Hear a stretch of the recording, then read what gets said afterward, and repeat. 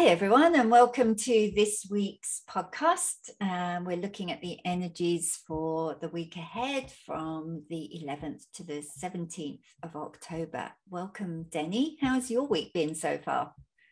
It's been actually quite a busy week. It's good, but just busy, just plodding along, getting stuff done. It just feels it actually feels busier than I thought it would. What about for you? Yeah, similar. It's been that kind of still sitting in that energy of plodding along, slow and steady, that kind of energy that we've been working with last week that we spoke to. But yes, very definitely busy. It's been one of those weeks. Yeah, so I'll dive in. Let's dive in and start our conversation around what's coming up this week, because there's been lots of interesting things happening in the week in the world at the moment, and we're all feeling the influences of those, of course. So looking at the week ahead from a numerology perspective, we're currently transitioning through week 41 of 2021. So in numerology, this is a 5-week, which we are also experiencing during a 5 universal year. So this is also the second week in which all the week numbers start with 4. So the strongest influences in numerology this week come through both the 4 and the 5 archetypes. So the relationship really between those two numbers is an interesting one. 4 resonates with determination, restriction, perseverance. It's a very sort of solid, stable, foundational number. You know, we know from the energy we've been sitting in for the past sort of week, we've been working with that energy. Whilst 5 really resonates more with change, with freedom, and with choices, which is more about movement, moving forwards and creating change. So they appear to be opposing, and it is difficult, sometimes to see how they work together. And in fact, they don't in many ways, they are opposing. And you could put that in astrological terms. I know that's more of your thing, and see them as planets. 4 is the number of Uranus, which is a slow moving planet, and 5 is the number of Mercury, which is more of a fast moving planet. So, that's the kind of energy that these two numbers hold. So what does this combination really bring to the week ahead? Well, when I was feeling into it, I felt really that the 5 energy is going to start moving us more into action. It will start to open up the path forwards based on the foundations that you were really laying last week, when we were all sitting very much in that 4 energy, that foundational energy. And this energy will always push you out of your comfort zone and guide you into, I guess, new choices and different options, and it will create change and growth.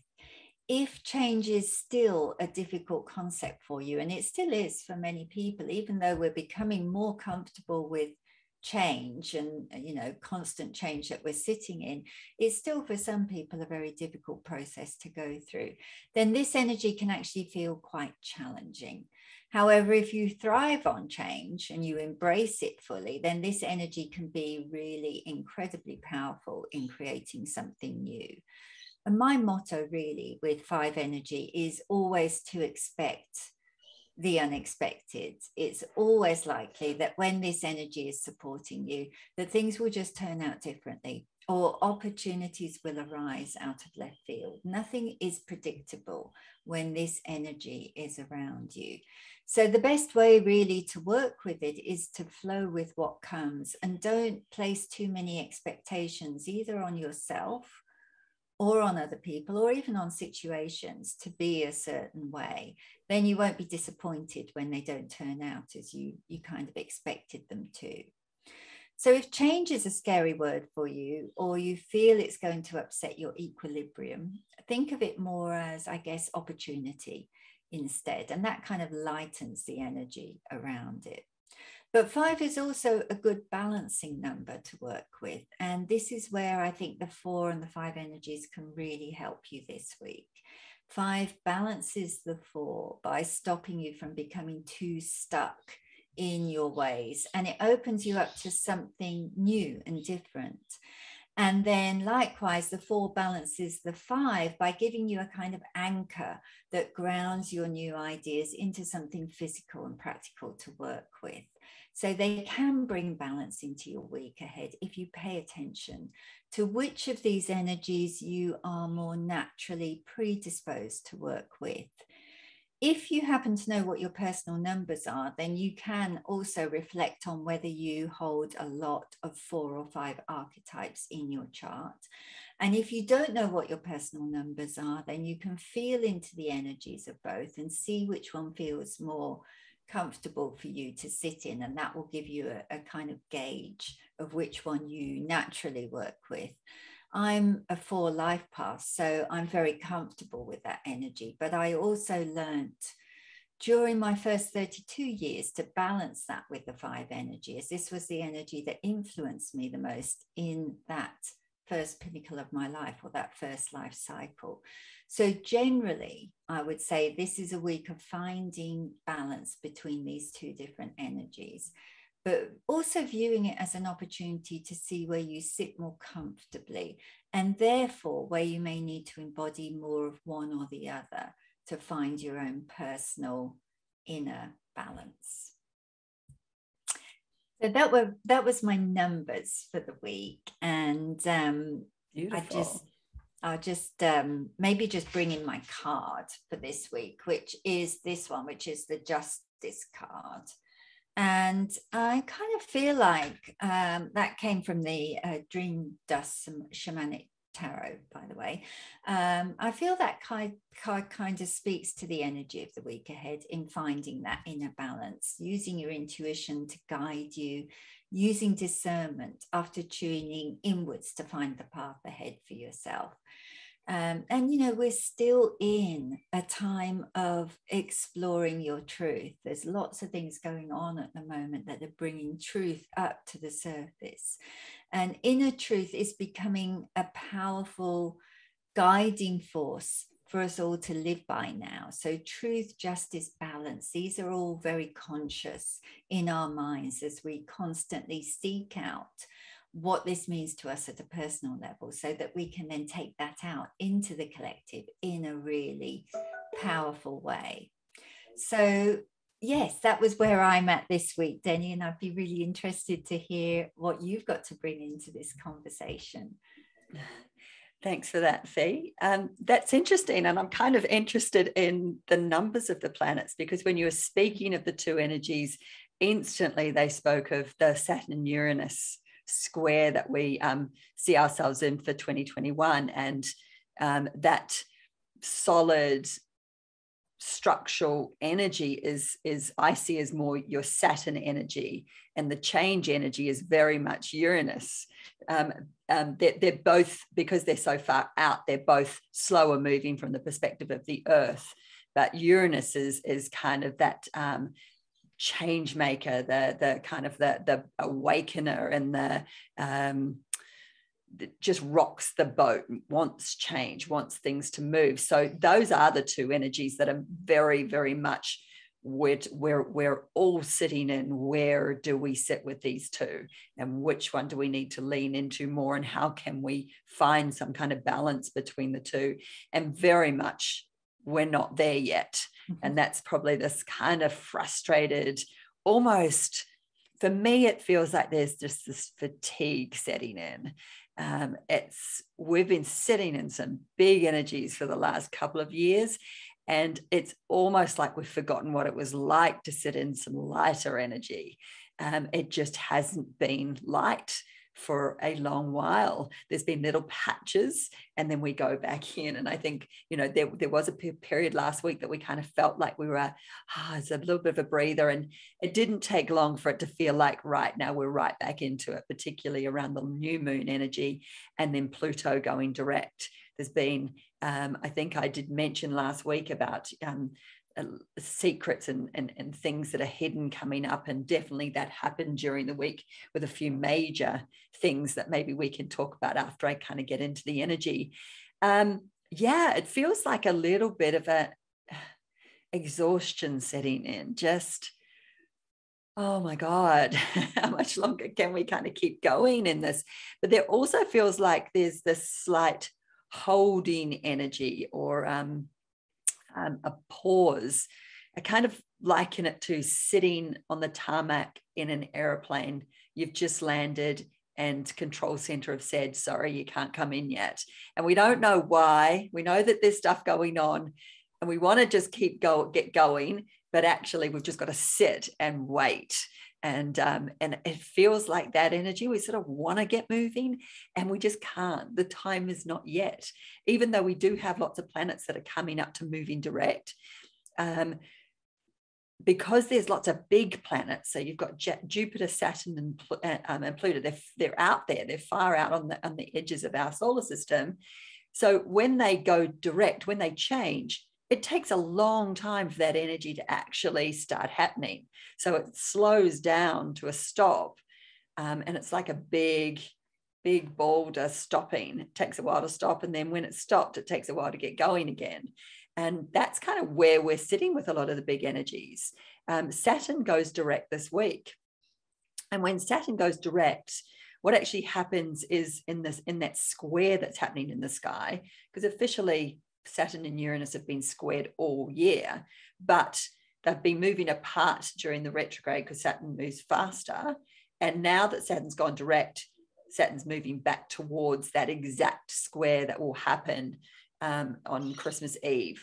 So the energy of those two is going to start getting closer and closer again. So whatever relief we may have found between that 4 and 5 energy, or that change and no, not changing, is going to start keeping feeling tighter and tighter and tighter as we get closer to December. And then there is that exhausted state. My card that I chose from the Archetypes deck, it's the Wild Unknown, is the Underworld. I mean, I just love this card. I sit very comfortably in the Underworld, and I pulled it. And for me, when I look at it, it's just this kind of rich, fertile soil for growth. You know, it might get under your nails and you might get dirty and you might end up having to have a shower, but man, there's a lot of growth that you can pull out of there. And occasionally it looks like some ugly worm or a cockroach or some other bug, but it's full of life. It's full of transformation, and it has the ability to grow things that nothing else does. So I love it when I pull that card. But what it feels like is from this exhausted state and then this going into the underworld, whenever I liken it to times when I've done a lot of energetic work and I've really moved lots, and you get into that place of, I can't do anymore. I can't do anymore. And it's at that point that you let your guard down, and somehow or other, if you just open, suddenly the amount of transformation you can have in a really quick amount of time, or what you suddenly reach in that time of exhaustion can be amazing and huge. Feels like we're in that time where our defenses are all down, we're exhausted, and it's here that there is this rich time for us to move through a lot of stuff, but through surrender, not through doing. It's like in those moments that we crack open even more to places that at times when we're pushing for change, for different things to happen, we don't reach them. So that's where I'm feeling into the energy right now. We may actually go to some really beautiful depths in this next while, weeks. I'm not going to say months, but yeah. But it's when just let it happen. It doesn't need to happen consciously. It can happen unconsciously, just from us saying yes and from us letting go. That kind of feels really where we are in the moment. That's talking to the bigger planets. There are some, bits and pieces in there. Venus is going to move into Sagittarius this week, and that feels like a beautiful, I think she's going to move into a more supportive place. She's going to be looking at our belief systems, looking at maybe how they've changed. And she's also running into conjuncting with the South Node. So again, there could be that place of old beliefs and what we can let go of. But Venus is there, so she's going to help us move through them in a more opened, loving way. That's how I see her sitting on the South Node and moving into Sagittarius. Sagittarius feels like a good place for Venus to be moving through. That's the other part of this energy that we're feeling into. I know in August I talked about Eris and Pluto. That's the planet Eris that's further out from Pluto, being the queen of discord. They're exactly squared again now. So there is a little bit of that tense energy going on in the underworld, the masculine and the feminine of the underworld kind of in this squared off position. This kind of Eris wants to do or die. She wants to make change, and if she doesn't make change, then she ain't going to give up. And that feels again a little bit wider than just us. It feels like a big earth thing. Do or die, change or become extinct. It's that kind of theme. And they're big themes, Fee. It kind of feels like we repeat ourselves a lot in the podcast, but every month we're just going to a different level of a similar energy in a slightly different way. This week, just if you're feeling the exhaustion, oh hell, I see you. I'm feeling it too. And we can do stuff with it, even if it's just sitting on the couch and allowing the energies to work their magic. Yeah. Thank you for sharing that. And there was so much in there that I could relate to too. Just as we were talking beforehand, we were talking about the energetic fatigue that we've both been noticing. And for me, it's felt like a void. I feel like I'm in this void space, just floating around and feeling pretty meh. It's just, I haven't even got a word for it. It's more of a sound. It's just how I feel at the moment. And but I love the perception of just surrendering to that, and just because it's often, and I agree with you, when I've been consciously working energetically to shift things through my body, it's that moment of surrender where it usually moves. It really releases at that time, and it is a state of being rather than a state of doing. It's just that internal surrender to it all, and just allowing it to run through its body in the way that it needs to at that moment. Yeah. That's very much what we're sitting in at this time. Yeah, well, I also had a message from the Akasha to share this week, so yes. I might dive into that now.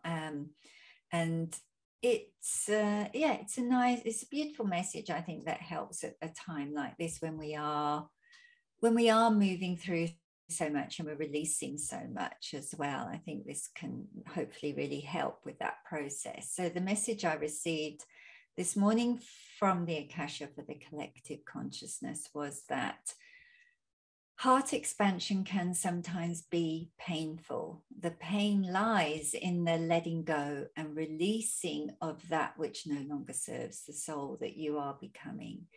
You are on a journey back to yourself, and you have been lost in lifetimes of misalignment that you are now healing as your soul rediscovers its truth.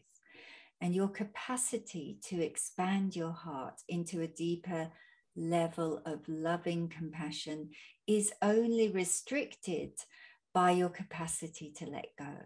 Your heart will become your GPS that allows you to navigate the new earth that is in creation. If your desire is to create a world based in love and compassion, then dive deep into your heart and discover what you need to release in order to find the alignment within first. So again, I think just aligning with this energy that we're sitting in at the moment in a maybe slightly different way, but I love the perception around the heart expansion, because so much I'm noticing with myself and with clients at the moment is coming up around our heart chakras. And you know, we're shifting. Our heart chakra is changing at the moment in alignment with the earth and the way that the earth is shifting too. Oh gosh, I love that message from the Akasha, and I can see where it sits with that last piece that I brought in. Venus, the heart, sitting in Sagittarius, which is our belief system, with the South Node, which is past lives, which is pretty much the three things that the Akasha brought in. It's just that alignment of, like, you know, finding it through your heart, shifting through old belief systems that we've sat in for too long, and moving forward from that place. That rings true. And it feels so supportive for the other energies that are around. Yeah, that feels good. That's a place we can keep coming back to, always come back to that place. And I think it's such a support at this time when we're going through so much. It's the one place we can really trust and rely on. Yeah, and I've noticed with some of the readings I've been doing this week, Fee, that Eros has been coming up, and Eros is not really an energy that I've talked about or play with a lot, but I've noticed it's been coming up, and it's that place of desire, what we desire. And Eros is sitting in Capricorn, which is our, you know, it's the bringing our desires out and doing them on this planet. And I think that's where we're all being asked to really hone down to what is it that we desire for the rest of this time that we've got here, and really moving to that. There was a friend that I that is very artistic and sits in this place of being so busy, and I can see them just wanting to step into their creativity, that place that they love, and just, you know, I don't have the time, being the old belief system that is playing out. And what would it take to reframe that, without knowing what that looks like, but just taking a step forward with complete faith that it will, that is going to be supported right now. It's what we're being asked to do, even if it doesn't make sense. Yeah, absolutely. And I love that sense around desire. I totally feel that myself at the moment. You know, I'm really asking myself that question: what is it? What is it I desire most in this new world that I'm creating? Because we're all part of this creation, and actually giving ourselves permission to create that, to say we can have that, to allow ourselves that, you know, yes, you can create that if you want. We're in such a time of opportunity at the moment. We can literally make the world what we want it to be. We just have to realize that we hold that power within us to do that, and then take action. Of course, that's the next step. We do have to take action on that. Yes, but action based on a heart place. Yes, that's exactly the change in the paradigm. Yes, and that's why we've all been brought to our knees to find that place of desire and joy first. And then, hell yeah, bring all the other structure around us. But first of all, get to that. And that is, again, the Uranus Saturn. Uranus coming and going. You cannot create on these foundations that are no longer working. Let's pull them apart. I'm not saying we don't need structure, but let's create the structure on the right soil. Yeah, that's it, exactly. I mean, we're building the structure and the foundation through the heart now, which is a different process than building it through the mind, which is where we did it before. Another week of interesting energies, and yeah, I'm excited because we've got another of our truth series coming out next week. So look out for that. I know that was it seems to be being enjoyed, or the women that we're finding that really want to come on and share their truths. Yeah, it's been beautiful to experience that with everyone. So yes, looking forward to another conversation next week. But enjoy the week ahead. And if you have any comments or anything you'd like to add or share with us, please do.